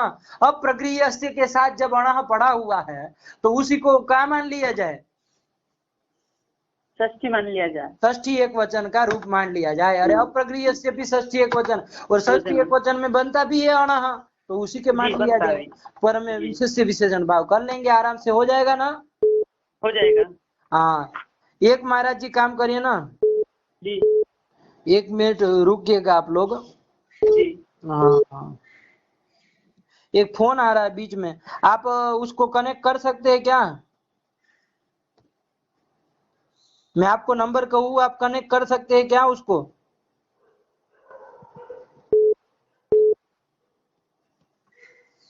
महाराज जी, हेलो, अरे कहाँ चले गए? हेलो, कहाँ है महाराज जी? जी कहाँ चले गए पूछ रहा हूँ। है। हाँ, मैं एक नंबर देता हूँ, आप ज्वाइन कर सकते हैं किसी को? कर सकते हैं। हाँ, तो नंबर बोल रहा हूँ, लिखिए फटाफट। 3 पद है इसमें। अणः इति षष्ठेकवचनान्तम्, अप्रगृह्यस्य इति षष्ठेकवचनान्तम्, अनुनासिकः इति प्रथमेकवचनान्तम्। ठीक है ना, समझ में आ गया? तो आप लोग कहेंगे कि अण तो बहुत जगह बनता है, तो थोड़ा साहचर्य से बताया ना आपको लौकिक दृष्टांत से कि थोड़ा साहचर्य देख के भी आप पता कर सकते हैं कि कौन विभक्ति का है, ठीक है ना। तो चलिए यही कर दिया, षष्ठी एक वचनांतम सब मान लिया दोनों को, और अनुनासिक प्रथमिक वचनांतम। चलिए अर्थ किया जाए, क्या अर्थ लिख रहे हैं, तो देखिए अप्रगृह्यस्य अणः अनुनासिक स्यात्, इतना ही अर्थ हुआ ना, सूत्र से क्या लाभ हुआ, अर्थ क्या हुआ, अप्रगृह्यस्य अणः अनुनासिकः स्यात्। हाँ, ऐसा अण, कैसा अण, जो कि अप्रगृह्य हो, जिसकी प्रगृह्य संज्ञा न हुई हो, ऐसा जो अण होगा उस अण को क्या हो जाएगा, अरे अनुनासिक के स्थान में अनुनासिक आदेश हो जाएगा, है ना। अरे स्थाने आ जाएगा, षष्ठी स्थाने होगा, है ना। और षष्ठी यही ना, अण में षष्ठी है कि नहीं है, अनिर्धारित संबंध विशेषा षष्ठी स्थानीय हो गया बोध्या, स्थानीय होगा बोध्या। तो चलिए स्थानीय का लाभ हो जाएगा, तो क्या अर्थ हो जाएगा, अप्रगृह्यस्य अणः स्थाने अनुनासिकः भवति अनुनासिकः स्यात्, ये अर्थ लाभ हो गया ना जी। क्या अर्थ हुआ, बोलिए दोनों। अप्रगृह्यस्य अणः स्थाने अनुनासिकः स्यात्, ये अर्थ कर बोलो। अप्रगृह्यस्य अणः स्थाने अनुनासिकः स्यात्, हाँ ये कर दिया, ठीक है ना। अब थोड़ा अष्टाध्याय निकालो, इसमें थोड़ा अनुवृत्ति अनुवृत्ति देखना पड़ेगा ना, कहाँ से किसकी आती है। अष्टाध्याय निकालो, 8वें अध्याय का है ना, कहाँ का है, 8वें अध्याय का चतुर्थ पाद का 57वां सूत्र, 57वां सूत्र निकालिए फटाफट जी। उसमें गा अवसाने का अनुवृत्ति आती है। हाँ देखिए ठीक कह रहे हैं, देखिए अणु प्रक्रिया अनुनासिका मिला कि नहीं, अरे अंतिम में ही है, अष्टाध्यायी खत्म होने में है बस। हाँ मिल गया। हाँ तो वही वावसाने है ना, तो अणु प्रक्रिया अनुनासिका, उसके ऊपर वाला कौन सूत्र है, वावसाने, तो पूरा सूत्र आ जाता है, उसमें दो चीजें वा और अवसाने, दो चीजें वा और अवसाने, वाव की भी अनुवृत्ति आ जाएगी, अवसाने की भी आ जाएगी ना। तो वही लिख दिया, देखो वहां स्यात् लिखा, मतलब विकल्प से होता है ना। अप्रगृह्य जो अण है उसको, उसके स्थान में अनुनासिक आदेश होता है, लेकिन कब होता है, मतलब कैसा होता है, विकल्प से होता है। और कब होता है, तो अवसाने भी ले आए ना, तो अवसाने परे ये कर दीजिएगा, क्या हो जाएगा, अवसाने परे। तो कुल मिला के अब सूत्र का अर्थ कर पाएंगे ना, क्या हो जाएगा पूरा अर्थ, अप्रगृह्यस्य अणः स्थाने अनुनासिक विकल्पेन स्यात् अवसाने परे, क्या हो जाएगा, अप्रगृह्यस्य अणः स्थाने अनुनासिकः स्यात् अवसाने परे, क्या हो जाएगा बच्चा, अप्रगृह्यस्य अणः स्थाने अनुनासिकः वा स्यात् अवसाने परे। हाँ ये अर्थ कर दिया, ठीक है ना। अब समझ लीजिए, इसको अर्थ भी समझ गए कि अप्रगृह्य मतलब जिसकी प्रगृह्य संज्ञा नहीं हुई, ऐसा जो अण होता है, उस अण को क्या हो जाता है, उस अण के स्थान में अनुनासिक आदेश हो जाता है, लेकिन कब, अवसान यदि परे रहे तब, अवसान पर में रहना चाहिए। अवसान किसको कहते हैं बताए थे ना, संज्ञा प्रकरण में आया, कौन सूत्र बताया, अवसान क्या कहते, किसको कहते हैं,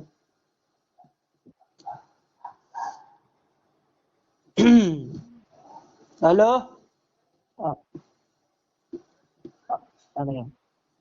विराम अवसानम, हाँ विरामोपसानम, ठीक है ना। वर्णानाम अभावः अवसान संज्ञा, वर्णों का जो अभाव है उसकी क्या होती है, अवसान संज्ञा होती है ना।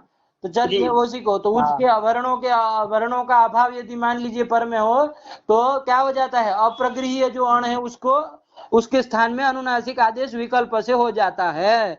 जैसे देखिए घटाएंगे तो समझ में आ जाएगा, क्या उदाहरण दे रहे हैं,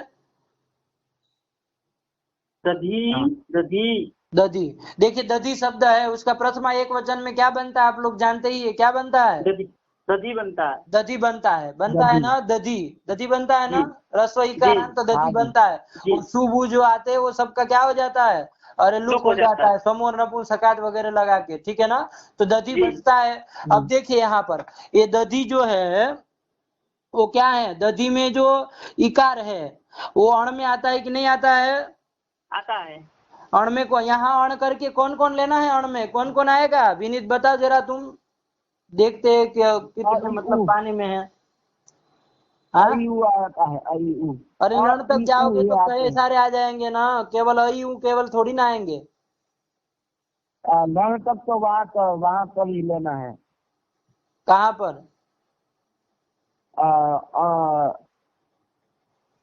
अनुदित सवर्ण से चा प्रत्यय। हाँ ठीक कहा, चलिए बच्चा समझ रहा है। अनुदित सवर्ण से चा प्रत्यय सूत्र में ही अण कहाँ तक लेना है? पर तक लेना है। अन्यत्र जहाँ कर भी आए वहां पर अण क्या लेना है? पूर्व णकार तक ही लेना है। यहाँ अणु प्रक्रिया से अनुनासिक का अण कहाँ तक लिया जाएगा? अयुण के णकार तक ही लिया जाएगा। तो अण करके कितने का बोध होगा? तीन का ही बोध होगा। चलिए समझ में आ गया जी। हाँ चलिए बहुत अच्छे। अब देखिए ये कर दिया। अब यहाँ दधी शब्द आपका प्रथमा एक वचन में बन गए, समझ में आ गया आप लोगों। अब यहाँ बताओ, दधी के इकार की चाहे तो दधी शब्द की प्रक्रिया संज्ञा होगी क्या? दधी के इकार की इतने प्रक्रिया संज्ञा करने वाले सूत्र हम लोगों ने देखे, उसमें से किसी सूत्र के द्वारा दधी के इकार की प्रक्रिया संज्ञा होती है कि नहीं होती है, मुझको बताइए। तो क्रम से देखेंगे तो पता चलेगा। सबसे पहला कौन आया? वो ईदंत उदंत एदंत द्विवचन की प्रक्रिया संज्ञा करता है। ये द्विवचन है, पहले वहीं से रोक दीजिए। जी नहीं है तो गया, ठीक है ना। ईदंत कहता लेकिन वो भी दीर्घ इकारांत कहता, तो वो भी नहीं, चलिए गया, उससे नहीं होगा। नंबर 2 का कौन आया था?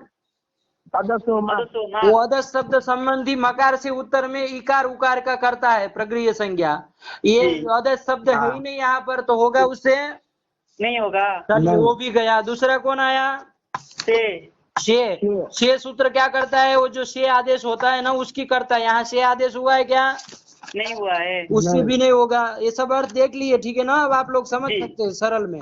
फिर कौन आया?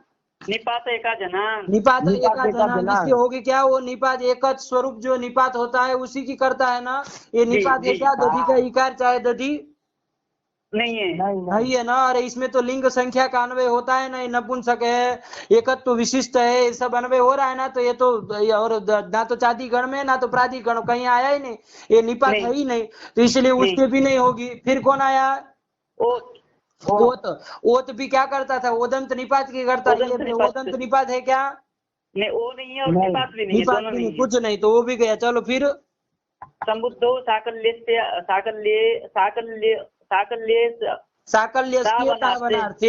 संबुद्धि निमित्तक ओकार की ये प्रक्रिया संज्ञा करते हैं। यहाँ कोई संबुद्धि की बात ही नहीं है, ये तो प्रथमा एक वचन का। वो संबुद्धि निमित्तक यदि ओकार रहे ना तो अब उसकी प्रक्रिया संज्ञा करता है, तो ये नहीं लगेगा यहाँ, ये भी नहीं लगेगा। फिर कौन आया? यहाँ ऊई निपात है ही नहीं, कोई बात ही नहीं। ऊ यहाँ नहीं लगेगा, ऊ भी नहीं लगेगा, ऊ भी नहीं लगेगा जी। तो सप्तम अर्थ है, सप्तम अर्थ में पर्यवसन है क्या? सब अरे मयम वो प्रक्रिया संज्ञा करने वाला थोड़ी सूत्र है महाराज जी, इसलिए बताए थे, वो बीच में प्रसंग के साथ रख दिया है। तो क्या हो गया? तो सप्तम अर्थ भी नहीं होगा, नहीं होगा। और ये क्योंकि सप्तम अर्थ में पर्यवसन कोई ईदंत उदंत शब्द नहीं है, दीर्घ इकारांत दीर्घ उकारांत शब्द नहीं है, तो उससे भी नहीं होगी। तो किसी के द्वारा दधी के इकार की प्रक्रिया संज्ञा नहीं होगी। एक मिनट रुकिए, अब रुकिए। तो दधी में देख लिए ना, दधी के इकार की किसी के द्वारा प्रक्रिया संज्ञा नहीं हो रही है। दधी का जो इकार है अण में आता है कि नहीं आता है? आता है। तो दधी का इकार अण है, ठीक है ना। और कैसा अण है? अप्रक्रिय अण है। अप्रक्रिय अण है ना। अप्रक्रिय अण मतलब जिसकी जो प्रक्रिय नहीं है। न प्रक्रिय इति अप्रक्रिय, उसमें कौन बड़ी बात? न प्रक्रिय इति मतलब जो प्रक्रिय संज्ञक नहीं है। तो ये दधी का इकार प्रक्रिय संज्ञक नहीं ना है, सब सूत्र तो देख लिए। तो अप्रक्रिय जो अण करके कौन लिया? दधी का इकार ले लिया, दधी का इकार ले लिया। उससे पर में उसके पर में अवसान है कि नहीं है? अवसान मतलब वर्णों का अभाव, उसके पर में कोई वर्ण नहीं ना है, नहीं है। तो वर्णों का अभाव यदि रहे तो उसको दधी का इकार जो कि अप्रक्रिय अण है उसके स्थान में क्या आदेश हो जाएगा? अनुनासिक आदेश हो जाएगा।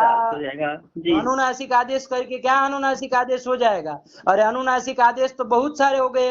आऊ भी अनुनासिक होता है, ई भी अनुनासिक होता है, ऊ भी अनुनासिक होता है, और री भी अनुनासिक होता है, री भी अनुनासिक होता है, ये भी अनुनासिक होता है, और आज सब अनुनासिक होते हैं, यमंगनम अनुनासिक होते हैं। तो इसमें से कौन किया जाए? अनुनासिक होगा तो सब आ जाएंगे, लेकिन कौन किया जाएगा दधि के इकार को? स्थानांतरतमा लगाना पड़ेगा ना, क्योंकि एक ही स्थानीय के स्थान में जब अनेक आदेशों की प्राप्ति रहती है तो वहां सदृशतम आदेश किया जाता है। अब आप लोग बताइए यहाँ सदृशतम आदेश कौन होगा इतने सारे अनुनासिकों में? अनुनासिक इकार जो है वो सदृशतम होगा, ठीक है ना। तो इसलिए वही आदेश कर दिया जाए तो क्या रूप बन जाएगा उस पक्ष में?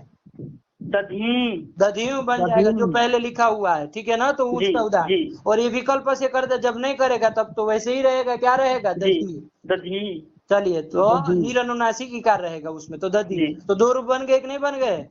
बन गए। क्या कर दिया इस सूत्र का? अप्रगृह्यस्य अणः स्थाने अनुनासिक वा स्यात् अवसाने परे। हाँ, अवसाने परे। क्या बोल दिए विनीत? अप्रगृह्यस्य अणः स्थाने अनुनासिकः वा स्यात् अवसाने परे। हाँ ठीक, चलिए यही कर दिया, दधी दधी उदाहरण दे दिया। अब आप लोग अपने से थोड़ा विचार करिए और भी दृष्टांत देखिए। जैसे देखिए मैं आपको एक और दिखा रहा हूँ, राम है, राम कहाँ बनता है? राम सु में बनता है। सु में बनता मतलब क्या होता है? प्रथमा एक वचन में बनता है, प्रथमा एक वचन सु में बनता है। राम बनता है, ठीक है ना। चलिए, तो राम बन गया। अब यहाँ राम में जो अकार है वो अण है कि नहीं है? है। अप्रगृह्य है कि नहीं है? अरे किसी के द्वारा उसकी प्रक्रिया संज्ञा नहीं हुई है ना? जी नहीं हुई है। अप्रगृह्य अण करके कौन ले लिया? मकारोत्तरवर्ती अकार ले लिया। राम में जो मकारोत्तरवर्ती अकार है उसको अनुनासिक आदेश हो जाएगा कि नहीं हो जाएगा? नहीं होगा। क्यों नहीं होगा? अवसान नहीं है परे। हाँ, क्या कहे विनीत? अवसान पर में होना चाहिए ना, वर्णों का अभाव होना चाहिए। वहाँ राम में तो क्या है? अरे विसर्ग बोल रहे हो कि नहीं बोल रहे हो? अकार के बाद बोल रहे जी। तो फिर वर्णकृत कहाँ अभाव रहा? वर्णों का नहीं रहा। तो फिर इसलिए उसको ये मत कहो, तो वहां नहीं होगी, ठीक है ना। तो जैसे संबोधन में देखिए एक बार जरा, संबोधन में क्या बनता है राम शब्द का? हे राम। राम बनता है ना, हे राम। तो देखिए अब वहां पर मिल सकता है, ये राम का आकार जो है वो अण में आ गया, अप्रगृह्य भी है, मतलब प्रगृह्य संज्ञा नहीं हुई है, और अवसान पर में है कि नहीं? इसके पर में है, अवसान है। अरे संबोधन में तो पर में विसर्ग नहीं न रहेगा, हे राम बनता है, तो पर में अवसान मिल गया कि नहीं मिल गया? वर्णों का अभाव मिल गया। तो क्या हो जाएगा? इस राम के आकार की उसके स्थान में अनुनासिक आदेश हो जाएगा इसके द्वारा, हो जाएगा। तो क्या बन जाएगा? राम। राम विकल्प से करता, जब नहीं करेगा तो हे राम ये भी बनेगा, ठीक है ना। तो दोनों साधु है, हो सकता है, बन सकते हैं। आप लिखे यदि हे राम लिख दीजिए अनुनासिक, अनुनासिक चंद्र बिंदी लगा के, तो आप सही रहेंगे, बोलेंगे वो अनुनासिक वाला तो सही रहेगा, कोई गलत नहीं कह सकता, ठीक है ना।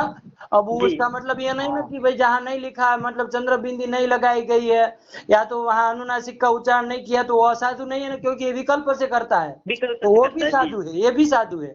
बात समझ में आई जी। तो अधिकतर हम लोग सामान्य राम देखते हैं, ठीक है ना, जो कि अनुनासिक नहीं है ऐसा राम देखते हैं, लेकिन ये लगा सकते हैं, वहां पर लग सकता है कि नहीं लग सकता है? लग सकता है। चलिए, तो ये सब बात ध्यान रखो। इसी तरह अ ई उ तीनों का उदाहरण देखना। अ का तो मैंने राम का बता दिए, ई का तो ये स्वयं दिखा दिए है, कौन? जी दधी दिखा दिए। और उकार का भी देख लीजिए, उकार का कहाँ देखेंगे? उकार पिल्लू शब्द में है, पिल्लू शब्द नपुंसकलिंग में है क्या? जी। हाँ चलिए, फिर पीलू बनता है। हाँ, पीलू नहीं तो सपीलू है, जो देखिए उसमें दो है। पीलू शब्द यदि वृक्ष के लिए प्रयोग करें ना महाराज जी, तो पुल्लिंग में प्रयोग होता है, लेकिन उस वृक्ष के फल के लिए प्रयोग करें ना तो नपुंसकलिंग में प्रयोग होता है, ठीक है ना। विनीत ध्यान में रखना, पीलू शब्द जो है वो कोई एक वृक्ष का वाचक भी है, और पीलू शब्द उसका जो वृक्ष का कोई फल होता है उसका भी वाचक है, दोनों का बोधक है। लेकिन वृक्ष का वाचक जब होगा ना तब पीलू शब्द पुल्लिंग में रहता है, और जब उसक फल का बोधक कराता है तब वो क्या रहता है? तब वो नपुंसकलिंग में रहता है। तो पुल्लिंग में जब पीलू शब्द चलाएंगे तो कैसे चलेगा पुल्लिंग में? पिलू पिलू पिलवः पिलुहु बोलिए ना महाराज जी, भानु हूँ जी, भानु पिलुहु। भानु। तो पिलुहु जी, पिलु पिलुहु, पुलवा पिलवा पिलवा। तो वहां पर तो आपको दृष्टांत नहीं बनेगा मिलेगा, लेकिन नहीं बनेगा, नपुंसकलिंग जी। में जाएंगे तो वहां पिलु शब्द से सु लाएंगे, और सु का क्या हो जाता है, समोर नपुंसकात से लुक हो जाता है, तो जी। पिलु रूप ही बनता है प्रथमा एक वचन में। क्या रूप जी। बनता है? पिल्लू रूप बनता है। पिलु रूप बनता है। अब देखिए यहाँ पर ये जो पिलु का उकार है वो अण में आ गया कि नहीं आ गया?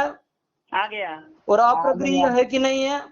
है। तो उसको स्थान और अवसान पर में है ना, जी है। वर्णों का अभाव पर में है ना, ये यहाँ बुद्धिकृत पौर्वा पर ये लिया जाता है। आपको सब बताया दिया गया है विरामो वसानम में, तो देख लीजिएगा, ठीक।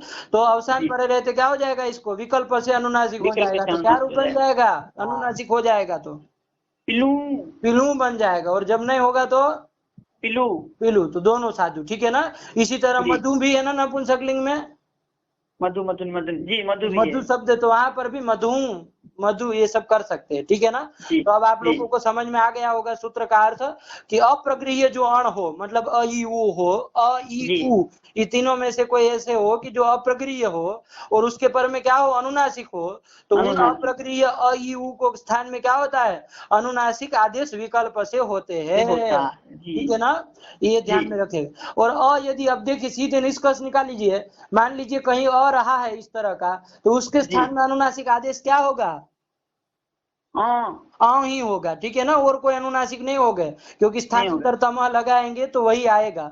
और मान लीजिए कहीं इकार रहा वो स्थानी, तो उसके स्थान में अनुनासिक आदेश करेंगे तो क्या होगा, और ऊ होगा तो उसके स्थान में ऊ करेंगे, बस इतना ध्यान में रखिए। तो यही सब होते हैं, ठीक है ना, समझ में आ गया? जी आ गया। हाँ चलिए, तो ये कर दिया, तो ध्यान में रखिएगा। सूत्र का अर्थ अप्रगृह्यस्य अणः अवसाने अनुनासिको वा स्यात् दधियु दधि। अब देखिए एक बात है, अप्रगृह्यस्य कहने की क्या जरूरत थी सूत्र में, सीधे क्या कह दीजिए, अणोनुनासिक, यही सूत्र बना दीजिए, क्या अर्थ हो जाएगा, केवल अप्रगृह्यस्य को निकाल दीजिए, अर्थ क्या बन जाएगा, अणस्थाने अनुनासिक वा स्यात् अवसाने परे, यही अर्थ हो जाएगा कि अण के स्थान में अनुनासिक आदेश होता है। अब वो प्रगृह्य अप्रगृह्य की कोई बात नहीं ना हुई, नहीं हुई, बस केवल क्या हो, अण हो तो उसके स्थान में अनुनासिक आदेश होता है विकल्प से, और कब, अवसान परे रहेगा तब, अवसान परे रहे। तो अग्नि एक बनता है, अग्नि कहाँ बनता है, अग्नि दीर्घ इकारांत, द्विवचन में प्रथमा अग्नि शब्द से प्रथमा द्विवचन द्वितीय द्विवचन दोनों जगह अग्नि बन जाएगा ना, बन जाएगा। ये अग्नि की किसी के द्वारा कोई संज्ञा की है इकार की, अग्नि के इकार की, द्विवचनम प्रक्रियम से प्रक्रिया संज्ञा हो जाएगी। हाँ, अग्नि के इकार की क्या हो जाएगी, प्रक्रिया संज्ञा होगी, तो प्रक्रिया संज्ञा होगी। चलिए कोई बात नहीं, कर दी है, लेकिन अब ये सूत्र लग जाएगा कि नहीं लग जाएगा, अणो प्रक्रिया से अनुनासिक लग जाएगा। क्या कहता है, मतलब अण को अनुनासिक आदेश होता है, तो अग्नि में जो दीर्घ इकार है वो अण में आ जाएगा कि नहीं आ जाएगा, आ जाएगा। अरे अ करके उसके अष्टादश, ई करके उसके अष्टादश, और ऊ करके उसके अष्टादश, तो सब आ जाएंगे ना भाई, तो दीर्घ वाले भी आ जाएंगे। तो अग्नि का इकार आ गया अण करके, और उसके पर में अवसान भी है, तो इसको क्या आदेश हो जाएगा, अग्नि ऐसा अनुनासिक आदेश, इकार दीर्घ इकार अनुनासिक आदेश हो जाएगा, दीर्घ इकार अनुनासिक आदेश हो जाएगा, है ना। अरे दीर्घ इकार के भी तो 6 भेद थे, उसमें अनुनासिक और अनुनासिक करके, तो दीर्घ इकार अनुनासिक आदेश हो जाएगा, अग्नियु ऐसा रूप बनने लगेगा ना, बनने लगेगा विकल्प से। तो यहाँ पर हमको बनाना था क्या, नहीं बनाना था, यहाँ रोकने के लिए क्या करना पड़ेगा, अप्रगृह्य से कह दिया जाएगा। जब अप्रगृह्य से कह देंगे तो क्या होना चाहिए, वो अण को कैसा होना चाहिए, अप्रगृह्य होना चाहिए। तो अग्नि का जो ये ई है वो अप्रगृह्य है कि प्रगृह्य है, प्रक्रिया है। अरे ईदु द्विवचनम से इसकी प्रगृह्य संज्ञा की है, तो अप्रगृह्य नहीं है, तो इसलिए यहाँ पर नहीं होगा। ये तो अप्रगृह्य अण को ही अवसान परे रहते अनुनासिक विकल्प से करता है, ठीक। तो चलिए नहीं होगा, तो यहाँ पर कुल मिला के सूत्रार्थ समझ में आ गया आप लोगों को, जी हाँ, तो ये कर दिया। इति अत्संधि प्रकरणम, इति अत्संधि प्रकरणम, इस तरह से अत्संधि का सब प्रकरण समाप्त हो गया। बात समझ में आई जी। चलिए रखा जाए जी, कल से फिर अलसंधि का प्रारंभ करेंगे, ठीक। जी चलिए, वाक्यकारं वररुचिं भाष्यकारं पतंजलिं पाणिनिं सूत्रकारं च प्रणतोऽस्मि मुनित्रयम्। मुनित्रयाय नमः।